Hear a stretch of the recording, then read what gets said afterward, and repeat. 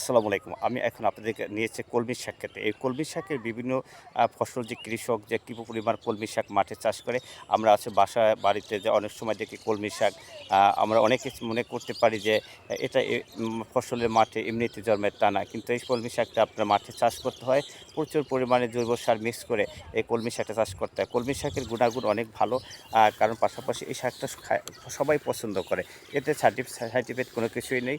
পাশাপাশি আপনার যে বাসা বাড়ি ছাদের আঙ্গিনায় বা প্রতিটি জায়গা আছে, সব জায়গায় আপনি এই শাকটা চাষ করতে পারেন। আর কলমি শাকটা ছোটো বড় সবাই খায়। আপনাদেরকে কলমি শাকের বিভিন্ন দিক আমি ঘুরে ঘুরে দেখাবো। সে পর্যন্ত আপনারা আমার সাথেই থাকুন।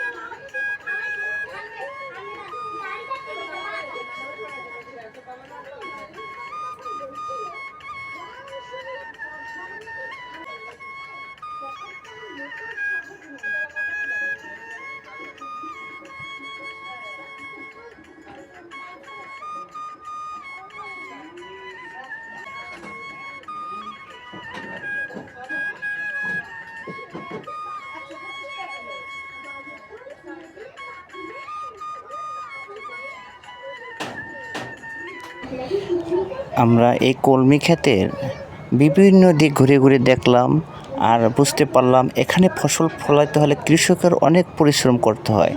দিন রাত এক করে কাজ করতে হয়। জৈব সার, ইউরিয়া সার, পটাশ সার, সব ধরনের সার মিক্স করে এই ক্ষেতে রোপণ করতে হয়। পাশাপাশি এই শাকগুলো আপনার একবার রোপণ করলে ক্ষেতে 3 থেকে 4 বার মাঠ থেকে ফসল তোলা যায় ঘরে। সব মিলিয়ে দেখলাম খুবই ভালো লাগতেছিল। আপনারা যদি চান এই কলমি শাক চাষ করতে পারেন এবং কৃষক এখান থেকে ভালো একটা লাভবান হতে পারেন। এই সবজিটা আপনার একবার রোপণ করলে 4-5 বার মাঠ থেকে নেওয়া যায়। এটা হলো একটা প্লাস পয়েন্ট। অন্যান্য সবজির বেলায় ব্যতিক্রম, তাই আর কি।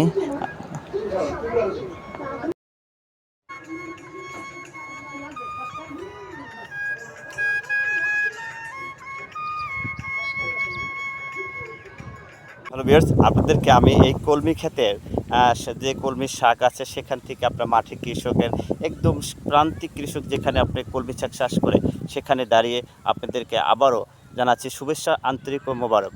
আপনারা যদি এই কলমি চাষ করতে চান করতে পারেন ইনশাল্লাহ। কলমি চাষ খুবই লাভজনক ফসল। এটা একবার মাঠে চাষ করলে আপনার 4-5 বার বা আরও বেশ অধিক সময় এই ফসলটা ঘরে নেওয়া যায়। তাই আমি বলবো আপনারা এই সবজিটা চাষ করুন, ইনশাল্লাহ এখান থেকে সাফল্য হতে পারবেন।